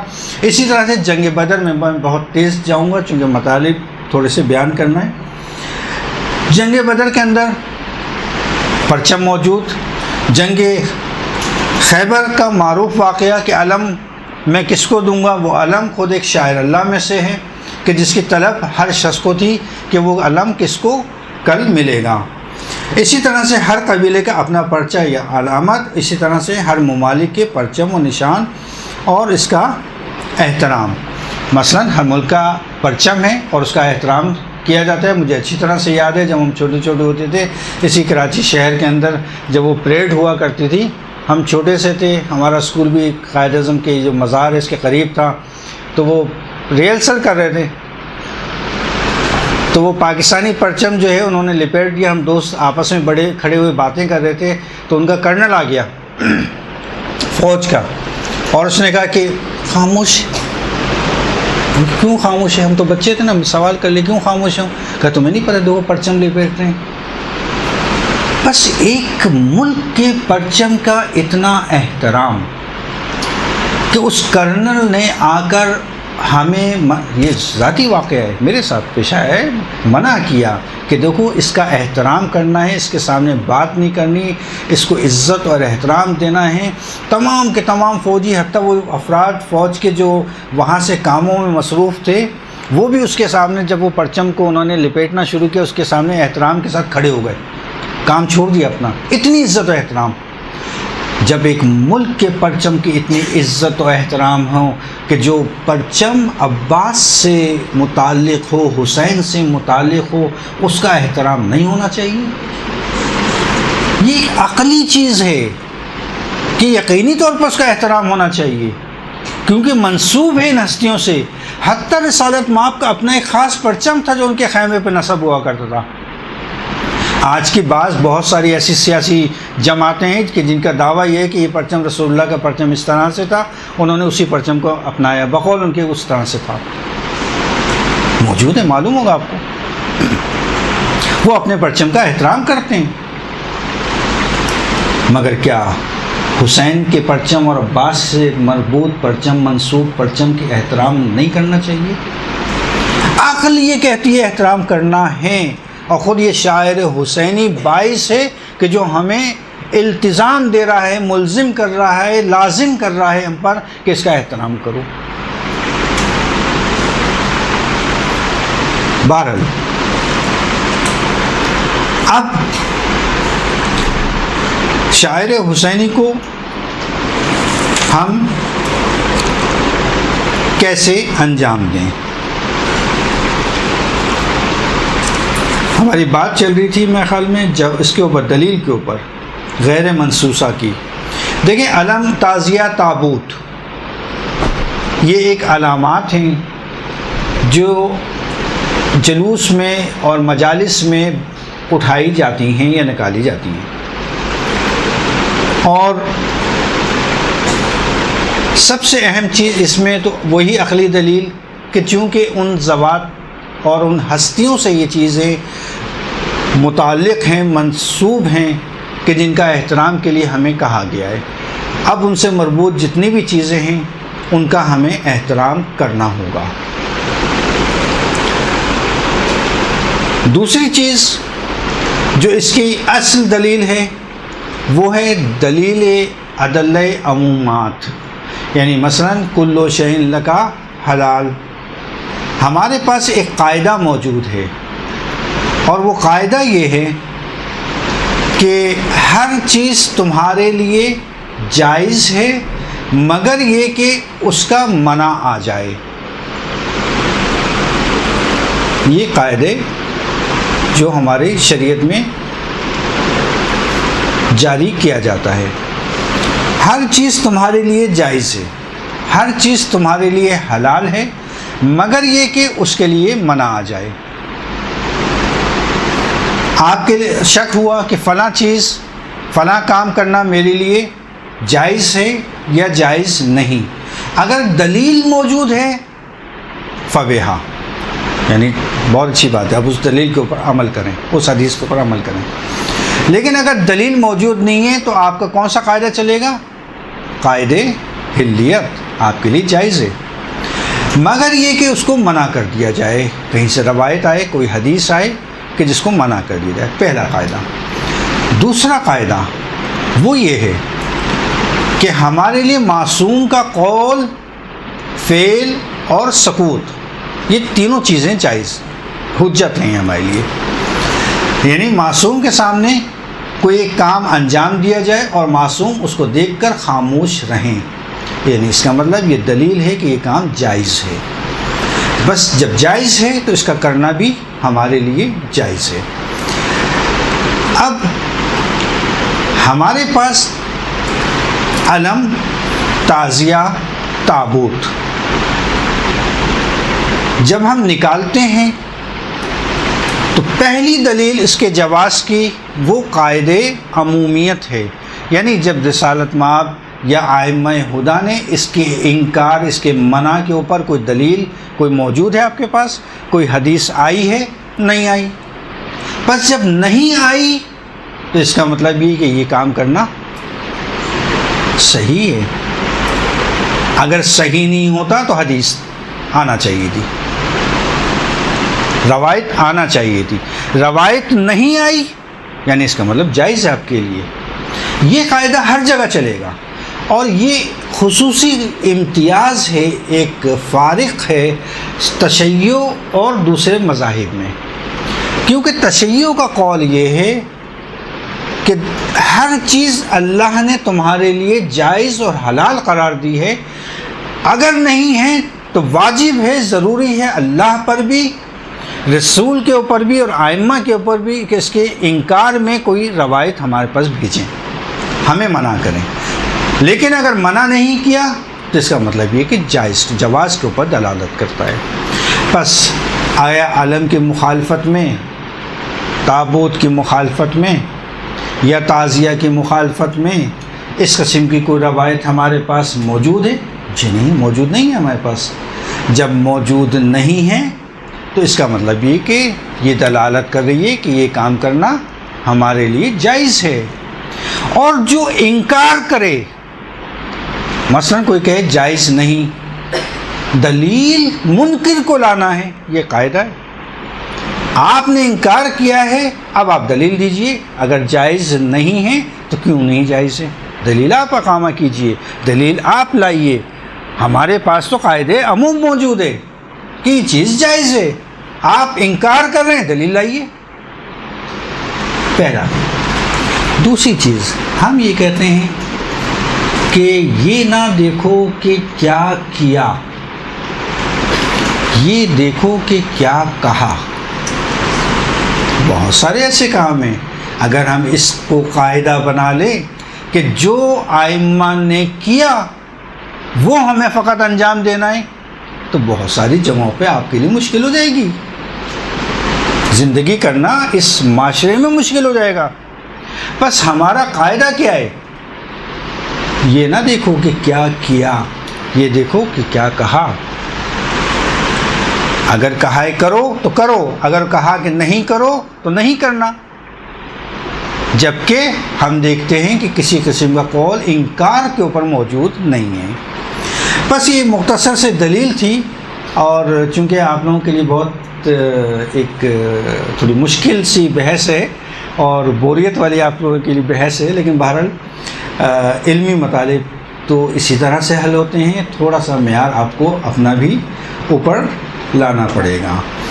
اب مسئلہ یہ ہے کہ یہ شاعر حسینی آیا ایک ہی ہوں گے؟ بھائی تابوت یہاں نکلتا ہے تو تابوت عرب میں بھی نکلنا چاہیے، تابوت امریکہ میں بھی نکلنا چاہیے، علم ایسے ہی ہونا چاہیے کہ نہیں؟ شاعر حسینی ہر عرف اور معاشرے کے لحاظ سے مختلف ہیں۔ ہو سکتا ہے کہ ایک نماد کو، ایک علامت کو آپ کے یہاں شاعر حسینی سمجھا جاتا ہو، ایک دوسری جگہ پہ نہ سمجھا جاتا ہو، تو وہاں پہ احترام کرنا ضروری نہیں ہوگا، یہاں پہ احترام کرنا ضروری ہوگا۔ اب جب ہم نے یہ سمجھ لیا کہ یہ ضروری چیز نہیں ہے تو تھوڑا سا ہم تاریخ کے اوراق کے صفحہ گردانی کرتے ہیں اور دیکھتے ہیں کہ یہ آئی کہاں سے، یہ علم کا وجود کیسے آیا۔ ویسے تو میں نے بتا دیا کہ کیسے آیا، لیکن بہرحال تھوڑا سا اس کی ہم تاریخ پہ چلے جاتے ہیں۔ سب سے پہلی چیز جو عزاداری کی ابتدا ہوئی، ویسے تو ہم عزاداری کی ابتدا تو دیکھیں تو حضرت آدم سے وہ روایتیں ہمارے پاس موجود ہیں جو ہم نے پچھلے دروس میں آپ لوگوں کو بتا دیں، اس کے اوپر نہیں جانا۔ آدم سے لے کے خاتم نے عزاداری کی، تمام معصومین نے عزاداری کی، یہ تو ہم نے مختصر بتا دیا، باقی آپ لوگ پچھلے دروس کو سنیے گا، اس میں ہم نے واضح طور پہ بیان کیا ہے۔ اصل میں یہ عزاداری جو آج رائج ہے کہاں سے ہوئی؟ آپ کو معلوم ہوگا مصر میں فاطمی دور حکومت تھا، کتنے لوگوں کو پتہ ہے فاطمی دور حکومت؟ جی آپ کو معلوم ہے؟ معلوم ہے، ماشاء اللہ، صحیح۔ آپ نے دیکھا ہوگا کہ اسماعیلی افراد، آخانی، یہ لوگ جو بھی پروجیکٹ اپنا شروع کرتے ہیں تو ان میں زیادہ تر فاطمیت کا لفظ استعمال کرتے ہیں۔ مشاہدہ کیا ہوگا آپ نے کہ ہر ان کے پروگرام میں فاطمیت کا نام لازمی آتا ہے، تو اس کی وجہ بھی یہی اسی فاطمی دور حکومت کی طرف اشارہ ہے۔ یہ جامعۃ الازہر جو آج دنیا کی بہت بڑی ایک یونیورسٹی ہے، مدرسہ ہے، یہ اسماعیلی نے بنوایا تھا۔ اسی طرح سے خود قاہرہ میں جتنی بھی جدید کام ہوئے سب اسماعیلیوں کے کام تھے، یعنی فاطمی دور حکومت کا۔ اچھا یاد رکھیے گا کہ ان اسماعیلیوں میں اور آخانیوں میں فرق ہے۔ اب دیکھیں ہم اس کی تاریخ میں نہیں آ رہے، چونکہ ہمارے پاس ٹائم بہت کم ہے، پھر کبھی بیان کر دیں گے ان کے بارے میں۔ کچھ تھوڑا سا فرق ہے اسماعیلیوں میں آخانیوں میں۔ ہم بات کریں اسماعیلیوں کی۔ پہلی علی ولی اللہ کی جو مساجد سے اذان دی گئی تھی میناروں سے، وہ فاطمی دور میں دی گئی تھی، کہ جہاں پہ خطبے میں امیر المومنین کا خطبے نام سے پڑھا گیا اور علی ولی اللہ کی اذان کو جو ہے نشر کیا گیا۔ اور اسی طرح سے جو پہلی مرتبہ روز عاشور اور تاسوعہ یعنی 9 محرم اور 10 محرم کی تعطیل، یعنی عام تعطیل جسے کہتے ہیں آپ لوگ، پہلی مرتبہ فاطمی دور میں ہوئی۔ فاطمیوں نے کی مصر کے اندر، اور یہ مختصر نہیں تھے، مصر سے مراد یہ کہ پورا شام کا علاقہ اور آپ کا یہ حتیٰ جو ہے وہ تا عراق یہ لوگ موجود تھے، ان کی حکومت تھی۔ انہوں نے بازاروں میں عام تعطیل کا اعلان کیا، بازاروں کی چھٹی کی، 9-10 کی چھٹی کی، عزاداری کا اہتمام کیا، سیاہ پرچم لگائے، مصر میں انہوں نے انجام دیا۔ اس کے بعد یقینی طور پہ آپ کو معلوم ہوگا کہ لیبیا، تونس، الجزائر، موجودہ آج کے لیبیا، تونس، الجزائر، یہ جو علاقے تھے ان پر ادریسیوں کی حکومت تھی۔ ادریسی امام حسن مجتبیٰ علیہ السلام کی اولادوں میں سے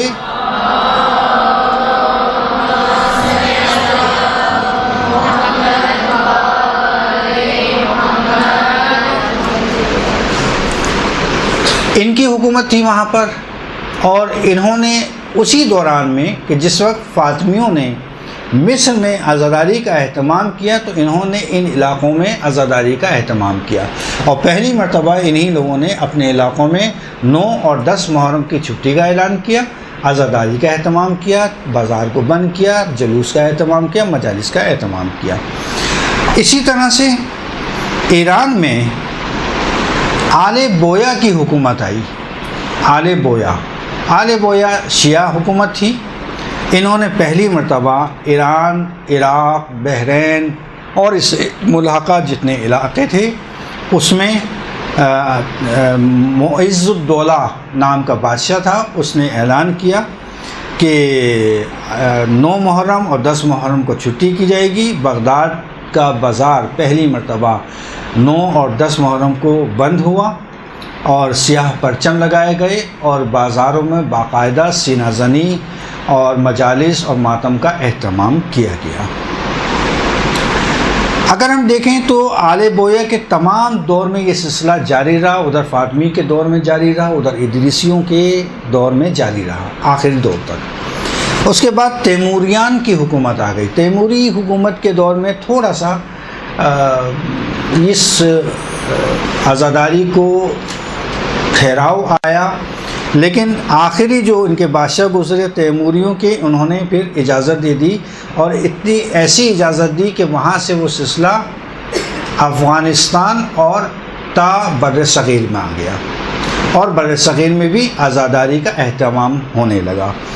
اگر آپ کو بر صغیر کی عزاداری کے حوالے سے جو ہے وہ معلومات لینا ہو تو آپ ویسے تو شاعر یہاں پہ تھے، ایک شاہد نقوی صاحب، انہوں نے بھی لکھی ہے، ڈاکٹر مبارک علی صاحب کی کتاب ہے، انہوں نے بھی لکھی ہے، اور اس کے علاوہ آپ ایک ہے تاریخ فرشتہ نامی کتاب، تو وہاں سے اہل سنت کی، البتہ غصہ نہیں کیجیے گا اس کو پڑھ کر، کیونکہ اس میں بہت غلط قسم کے الفاظ استعمال کیے، ضد میں لکھی گئی تھی، لیکن اللہ تعالیٰ کا وہ ہے نا کہ وہ اللہ تعالیٰ بھی جو ہے وہ حق بات جو ہے وہ ظالم کے منہ سے بھی کہلوا دیتا ہے، تو وہ تاریخ فرشتہ جو ہے یہاں شاید لائبریری میں موجود ہے اس مدرسے کی، تو وہ حق بات جو ہے وہ نکلوا دیتا ہے، تو اس نے لکھی تو ضد شیعی میں تھی کتاب، لیکن وہ اس طرح سے لکھ دی کہ ہمیں ایک بہت اچھی تاریخ مل گئی جو ہمارے پاس موجود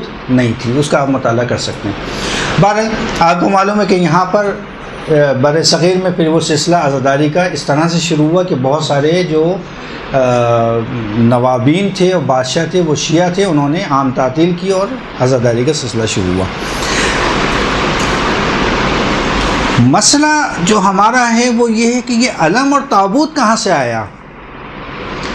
کہتے ہیں کہ علم اور تابوت جو ہے وہ در حقیقت جو ہے 11 میلادی میں، ایک قول کے مطابق 11 میلادی میں جو ہے وہ یہ رسم جو ہے وہ وہاں پر عراق میں اور ایران میں موجود تھی، اور المنتظم کے نام سے ایک کتاب ہے، اس میں اس کا ذکر آیا ہے، اور وہاں پر انہوں نے اس کا ذکر اس طرح سے کیا ہے کہ بغداد کے محلہ میں شیعہ مسلمان، اب جو انہوں نے تعبیر، چونکہ ان کو تو نہیں پتہ یہ کیا چیز ہے، ایک منجنیق کی طرح سے طرح کارش ہوئے ہوئے ایک چیز کو نکالتے ہیں کہ جس کے اوپر کالا اور سفید پرچم لگاتے ہیں اور اس کے ساتھ تلواریں لٹکاتے ہیں، اور یہ جب بھی کربلا کی زیارت کے لیے جاتے ہیں تو یہ اپنے کندھوں پہ اٹھا کر اس کو کربلا لے جاتے ہیں۔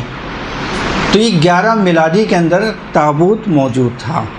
اسی طرح سے مختلف آپ کے یورپ کے جو سیاح ہیں انہوں نے لکھا ہے، لیکن یہاں پہ بیان کرنا مناسب نہیں ہے۔ اب تفصیل میں بیان نہیں کرنا چاہ رہا اس لیے کہ آپ کے لیے فائدہ نہیں ہے، ورنہ میں آپ کو تفصیل بتا دیتا اس کی۔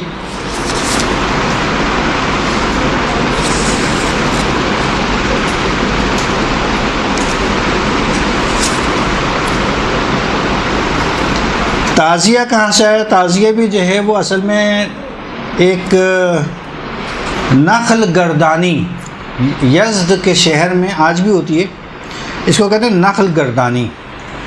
یہ بتا رہا ہوں تعزیہ کہاں سے آیا۔ تعزیہ کی ابتدا ہندوستان میں کہاں سے ہوئی؟ ہندوستان میں جو تعزیہ کی ابتدا ہوئی وہ اصل میں آیا ہے یزد سے۔ کہتے ہیں 1000 سال اس کی تاریخ ہے۔ نخل گردانی یعنی ایک تعزیہ کی شکل کا آج بھی بناتے ہیں، اگر آپ سرچ کریں نیٹ کے اوپر جا کے نخل گردانی، نخل کہتے ہیں کھجور کی شاخوں کو، کہ ایک تعزیہ کی طرح سے بناتے ہیں، بہت اونچا سا تابوت کی شکل کا تعزیہ، اور اس کو نکالتے ہیں، اور ایک خاص رسم ہے جو آج بھی انجام پاتی ہے۔ اس کی شبیہ یہاں پر آئی۔ اچھا وہ کیوں نکالتے ہیں؟ نخل برداری کسے کہتے ہیں، کیا کہتے ہیں، بہت تفصیل ہے اس کی، لیکن جو ہے مختصر یہ ہے کہ یہ اصل میں جس وقت امام حسین علیہ السلام کو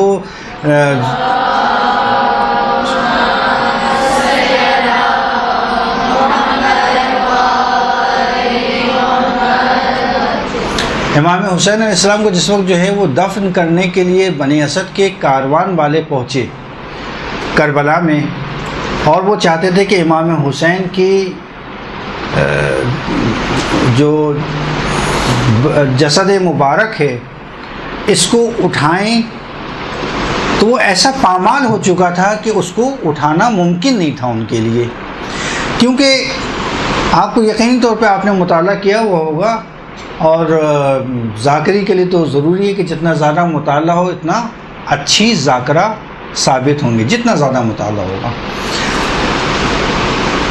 کہ جس وقت گھوڑوں کا عرب میں استعمال بہت زیادہ وسیع تھا، آج بھی یہی ہے۔ 2 واحد جانور ہیں دنیا کے کہ جن کا آج بھی شجرہ نسب لکھا جاتا ہے، 2 واحد جانور ہیں دنیا کے کہ جن کا شجرہ نسب انسانی نہیں بلکہ جانوروں کا بھی لکھا جاتا ہے، اور جن میں سے ایک ہے گھوڑا۔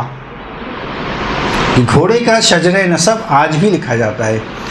ویسے تو گھوڑے آپ بہت سارے دیکھیں گے، لیکن عمدہ گھوڑا وہی کہلائے گا جس کا شجرہ موجود ہو، اور اس کو اعلیٰ نسل کے گھوڑے۔ اب گھوڑے کے شجرے بہت مختلف ہیں اور اس کے کام مختلف ہیں۔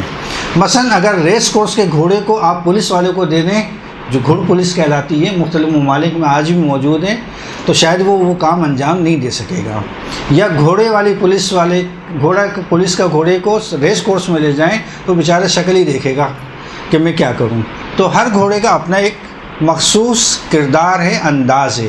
عربوں میں بالکل اسی طرح سے کہ جس طرح سے تیر مختلف ہوا کرتے تھے، یقینی طور پہ ہرملہ۔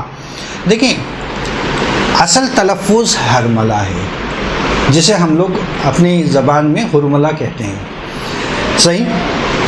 تو ہرملہ نے جو تیر جناب علی اصغر کی طرف چلایا تھا، تیر کی اقسام ہوتی ہیں، اسی طرح عربوں میں گھوڑوں کی اقسام ہوا کرتی تھیں۔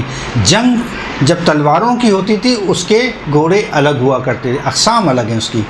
جب تیر اندازی کے گھوڑے بالکل الگ ہوا کرتے تھے، اسی طرح سے جب کسی کے لاش کو پامال کرنا ہوتا تھا اس کے گھوڑے بالکل الگ قسم کے ہوا کرتے تھے، اور اس کا ایک خاص نام ہے ظاہراً جو اگر مجھے یاد ہو تو آواجیہ نسل کے گھوڑے ہوتے تھے۔ آواجیہ نسل کے گھوڑوں کی خصوصیت یہ تھی کہ یہ ہمیشہ کسی بھی جنازے کو پامال کرنے کے لیے استعمال کیے جاتے تھے۔ آواجیہ گھوڑے کی خاص بات یہ کہ اس کے وزنی بہت ہوتا ہے، یہ یعنی کہا ہی جاتا ہے کہ اس کے تقریباً ایک ٹاپ کا وزن جو ہے وہ 125 کلو گرام سے لے کر 65 کلو گرام تک ہوتا ہے۔ 125 سے 65 کلو گرام، تو اندازاً تقریباً ایک گھوڑے کا وزن تقریباً 500 کلو گرام کا بنے گا، کہ جس کے ذریعے سے کسی بھی لاش کو پامال کیا جاتا تھا۔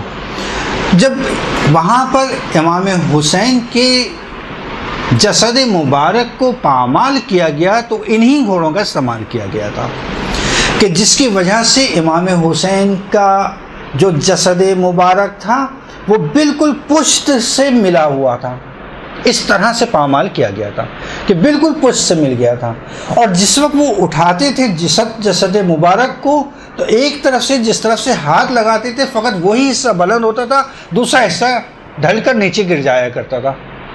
تو اب اٹھاتے کیسے اس کو؟ اب اس جنازے کو، اس لاشے کو، اس جسد کو، امام حسین کو اٹھاتے کیسے؟ تو اس کا انہوں نے ایک طریقہ اختیار کیا، اور وہ یہ کیا کہ ریگستان کا جو موجود تھا وہاں کھجور کی شاخیں پڑی ہوئی تھیں، ان کھجور کی خشک شاخوں کو جمع کر کے لائے، ان کو جمع کر کے ایک ساتھ ملایا، اس سے ایک تخت نما چیز بنائی، اور اس کے ذریعے سے آہستہ آہستہ اس جنازے کو امام کے اس کے اوپر سرکا کے رکھا، پھر اٹھایا وہاں سے۔ اس وجہ سے اس تعزیے کو جو یزد میں نکالا جاتا ہے اس کو کہتے ہیں نخل برداری، یعنی اگر ہم امام حسین کے کربلا میں موجود ہوتے اور ہمیں یہ موقع ملتا کہ امام کے جنازے کو ہم اٹھائیں تو یہ ہم اس طرح سے اٹھاتے، اس کی یاد آج بھی مناتے ہیں، اس کو کہتے ہیں نخل برداری، جو آج بھی موجود ہے۔ اس تعزیے کی شبیہ ہندوستان میں آئی اور یہاں اس کو نام دیا گیا تعزیہ، یہ تعزیے کی تاریخ۔ بس یہ ساری چیزیں شاعر حسینی میں سے ہیں، ان کا احترام کرنا آپ کے لیے ضروری ہے، البتہ واجب ہے، یہ تو مشکل ہے، لیکن بے احترامی قطعاً تمام مراجع کے نزدیک حرام ہے، قطعاً حرام ہے، بے احترامی نہیں کر سکتے، کیونکہ یہ بالکل اس طرح سے کہ جس طرح سے کوئی شخص یہ کہے کہ داڑھی رکھنا واجب نہیں ہے۔ داڑھی رکھنا واجب ہے؟ جی واجب، روزے میں نہیں کہیے گا، روزہ باطل ہو جائے گا۔ داڑھی رکھنا واجب نہیں ہے جی، مڈانا حرام ہے، مڈوانا حرام ہے، داڑھی کا مڈانا حرام ہے، داڑھی رکھنا واجب نہیں ہے، اس لیے کہ داڑھی کا رکھنا اگر ہم کہیں گے واجب ہے تو یہ تہمت ہوگی پروردگار کے اوپر، ایک نسبت ہے جھوٹی۔ پروردگار نے داڑھی کو کب واجب قرار دیا ہے؟ پروردگار نے کہا ہے داڑھی کا مڈانا تمہارے لیے حرام ہے۔ اچھا نتیجہ ایک ہے دونوں صورت میں، نتیجہ ایک ہے، داڑھی رکھنا ہے۔ جب موڑیں گے نہیں داڑھی تو کیا ہوگا؟ نتیجہ کیا ہوگا؟ داڑھی رکھنا ہے نا۔ لیکن دقت کیا ہے ہماری؟ دقت یہ ہے کہ چونکہ پروردگار نے کہا ہے کہ داڑھی کا منڈانا حرام ہے، تو ہم یہی کہیں گے کہ داڑھی کا منڈانا حرام ہے، واجب نہیں کہیں گے۔ کیوں؟ اس لیے کہ تہمت ہو جائے گی پروردگار کی طرف۔ یہ ہماری دقت ہے ہماری شریعت کی۔ ہمارے مجتہدین اتنے امین ہیں کہ جو لفظ، جو الفاظ روایت میں، حدیث میں اللہ نے استعمال کیے ہیں، فقط وہی بیان کرنا ہے۔ یہ بالکل اس طرح سے کہ داڑھی خود بخود، چاہے واجب کہیں یا نہ کہیں، خود بخود داڑھی رکھنا ہے۔ بالکل اسی طرح سے کہ اگر ہم یہ نہ بھی کہیں کہ واجب ہے احترام، توہین قطعاً حرام ہے۔ جب توہین قطعاً حرام ہے تو پھر نتیجہ ایک ہے کہ احترام کرنا ہے۔ ٹھیک ہے؟ بہرحال آپ کے لیے یہ سخت تھوڑا سا مطالب کے حوالے سے تھوڑا سا شاید سنگین تھا، اور تھوڑے سنگین مطالب تھے، لیکن یہ کہ انشاءاللہ اگر موقع ملا تو اس کو، چونکہ مجھے اندازہ نہیں تھا آپ کے، چونکہ جب بھی کوئی مخاطب، یہ ایک اصول ہے ذاکری کا کہ جب بھی آپ خطاب کریں تو خطاب میں آپ کے ذہن میں آپ کے سامعین ہونا چاہیے، ان کا ایک لیول ایسا رکھنا چاہیے انسان کو کہ آپ کی بات کو آسانی سے سامنے والے سمجھ سکیں۔ ٹھیک ہے؟ مثلاً ہمارے ایک جاننے والے نے مجھ سے کہا کہ قبلہ ہمارے گھر میں مجلس ہے، کسی عالم کا انتظام کر دیں، آپ تو مصروف ہیں۔ تو میں نے کہا کہ اچھا ٹھیک ہے، فلاں صاحب کے پاس چلے جائے گا، میں نے ان سے بات کر لیے، وہ آپ کے گھر پہ مجلس پڑھ دیں گے۔ وہ چلے گئے، ان کے گھر پہ مجلس ہو گئی، ختم ہو گئی۔ ایک دو ہفتے بعد میری ان سے ملاقات ہوئی، تو میں نے کہا کہ بھئی وہ آپ کے گھر پہ مجلس تھی، تو مجلس کیسی رہی؟ بہت عمدہ، بہت اچھی مجلس۔ اچھا تو مجلس صحیح رہی مولانا؟ کہنا صاحب آپ نے دیے تھے مولانا۔ کیا مولانا؟ عالم، بڑے اتنے بڑے عالم آپ نے دے دیے مجلس کے لیے، ہے نا؟ بہترین مجلس۔ اچھا بھائی، ابھی کیا پڑھا، کیا مطالب بیان کیے؟ بھائی اتنے بڑے مولانا مجلس پڑھ رہے تھے، اتنے بڑے عالم تھے، ہم کو کہاں سے مطالب ان کے پتہ چلیں گے کیا پڑھا؟ تو آپ لوگوں کے ساتھ کم از کم ایسا نہ ہو، کم از کم ایسے مطالب پیش کیجیے گا آسان الفاظ میں کہ لوگ آپ کی مجلس کو سمجھ سکیں، سن سکیں، اور بعد میں بیان کر سکیں کہ یہ مطالب بیان کیے تھے۔ ثقیل الفاظ کا استعمال میری مجبوری تھی، کیونکہ مجھے ایک علمی بحث کرنی تھی، علمی مطالب آپ کے سامنے پیش کرنا تھے۔ اگر میرے سامنے سینئر یہاں کی طلاب ہوتی تو سمجھتی میری بات کو، چونکہ آپ لوگ نئے ہیں، تازہ ہیں، اس لیے ہو سکتا ہے آپ کے لیے بہت سارے الفاظ جو میں نے استعمال کیے وہ مشکل ہوں۔ لیکن کوشش کریں کہ آپ نہ فقط یہ کہ ذاکرہ کو کورس کریں، اس کے بعد کہیں کہ اچھا بھائی خدا حافظ، کوشش کریں خدا حافظ نہ کریں۔ جہاں آپ نے اتنی ہمت کی ہے اس کو جاری رکھیں، چونکہ یہاں پہ علماء کرام آتے ہیں، اور علماء کرام آپ کی اپنی معلومات کے مطابق درس دیتے ہیں۔ خود بخود آپ دیکھیں گے کہ آپ جو پہلے تھیں 6 مہینے بعد ویسی نہیں ہیں، آپ کے ذہن میں خود بخود مطالب آنے لگیں گے، آپ کے الفاظ اور گفتگو سمجھ میں آنے لگے گی، چونکہ اصطلاحات کا استعمال بہت ضروری ہوتا ہے بعض جگہوں پر۔ تو کوشش کریں کہ فقط اس کو یہاں پر نہ روکیے گا سلسلے کو، بلکہ پورا سال کوشش کریں کہ یہاں پر آئیں اور درس کو اپنے جاری رکھیں۔ ایک مرتبہ صلوات پڑھیں محمد و آل محمد پر، اور اس سے مربوط جو سوال ہو وہ آپ کریں۔ ٹائم آپ کا ختم ہو چکا ہے۔